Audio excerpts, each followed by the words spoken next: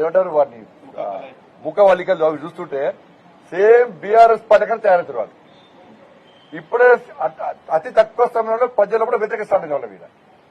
ఈ భాషతోనే విపక్షాలు సూచన సలహాలు ఇచ్చినప్పుడు వాళ్ళు విమర్శించినప్పుడు అదే స్థాయిలో పొలేట్ ఇవ్వాలి. ఎవరికి ఇప్పుడు మాట్లాడిన వాళ్ళు అందరు ఉన్నారు కదా, మీరు పేర్లు చెప్పారు కదా, ఎవరి కోవటో అందరు తెలుసు ప్రజలకు, ఎవరి కోవటో ప్రజలందరూ తెలుసు. అదృష్టము మీకు అదృష్టం ఉన్నది, అధికారంలోకి వచ్చారు. మీరు దేనికోసం కొట్లాడారు? నిరుద్యోగ సమస్య మీద కొట్లాడారా?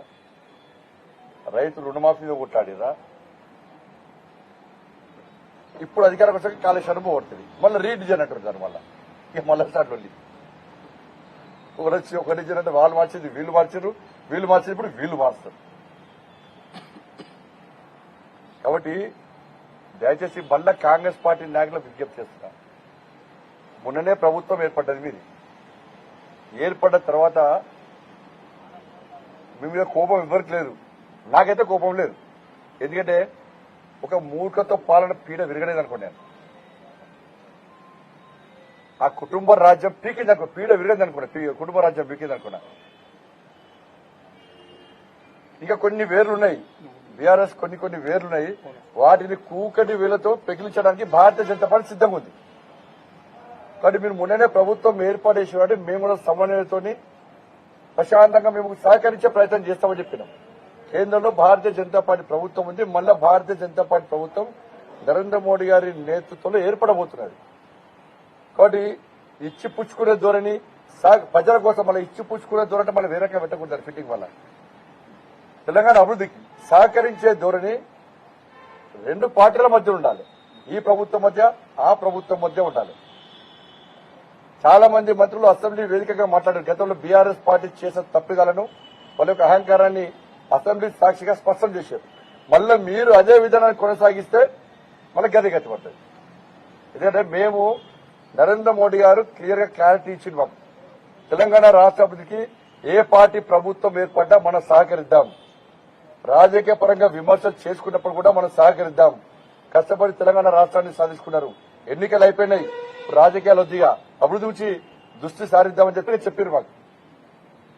కానీ కాంగ్రెస్ పార్టీ ఆది నాయకత్వం వీళ్ళకి చెప్తలేనట్టున్నది. అలా అయ్యా బిడ్డ కొడుకు అల్లుడు సడకుడు ఏం కొడుకోడు సడకుడు అందరూ ఒకసారి గొర్రెమందరికీ మీద పడతారు. ఒక్క మాట మీద ఎవరు మాట్లాడారు. అయ్యా మొత్తం కుటుంబం అంతా మీద పడతారు. ఇప్పుడు వీళ్ళదే పరిస్థితి. దాంతో ఏం సాధ్యం? ప్రభుత్వం మీద మీరు మేము అధికారంలోకి వచ్చినామని చెప్పి ఇంకా పాపం వాళ్ళకి తెలుస్తలేదు. ఇంకా కాంగ్రెస్ పార్టీ గిచ్చి చూసుకుంటారట వాళ్ళే. నిజంగా అధికారంలోకి వచ్చిన వాళ్ళు గిచ్చి చూసుకుంటారట వాళ్ళు. ఇంకా వాళ్ళకి ఇంకా వస్తలేదు వాళ్ళకి. కాబట్టి అందరూ కలిసి ఉందాం. ఒకటి భయపడుచుకోవాలి. కాంగ్రెస్ పార్టీ కొంత బాధపడుతుంది పాపం.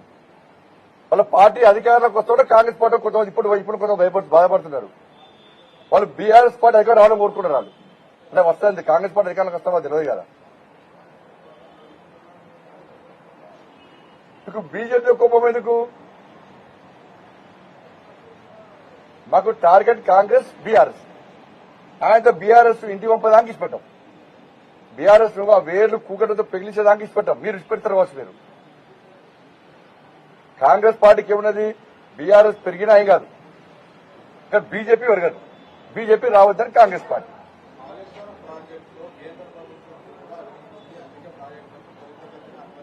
ఇయ్యరాదు. అదే మన ప్రభుత్వం సిబిఐకి ఇవ్వరాదు. ఎందుకు మరి? ఇప్పుడు సిబిఐకి ఇవ్వచ్చు కదా, సిబిఐకి ఇవ్వచ్చు కదా అన్న. మరి వాళ్ళదే కదా, ఇప్పుడు ప్రభుత్వం వాళ్ళదే. మరి ఇప్పుడు విచారణ చేసి కేంద్రం తింది, రాష్ట్రం తింది, పాకిస్తాన్ తింది, బంగ్లాదేశ్ బయట పెట్టచ్చు కదా ఏంటన్నది.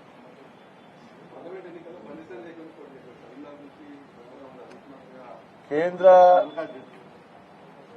నేను పార్టీ కోసం కష్టపడి పనిచేసే కార్యకర్త. నేను ఈడ పోటీ చేస్తా ఆడ పోటీ చేస్తా అని చెప్పేటువంటి కార్యకర్త కాదు. నేను నాయకుడు కార్యకర్త. నేను పార్టీ అధిష్టానం ఏ ప్రాంతంలో పోటీ చేయమంటే ఆ ప్రాంతంలో పోటీ చేసేటువంటి కార్యకర్తను.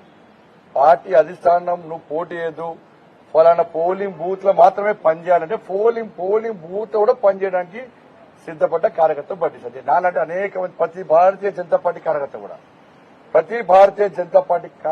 కమిట్మెంట్ తో పనిచేసే ప్రతి కార్యకర్త కూడా పార్టీ ఆదేశాలను, పార్టీ నాయకత్వం అందరూ కలిసి సమిష్టిగా నిర్ణయం తీసుకునే ఆదేశాలను శిరసా వహిస్తారు. దానిలో భాగం కూడా ఆ కార్యకర్తలో బండి సంజయ్ కూడా ఒక కార్యకర్త. ధన్యవాదాలు.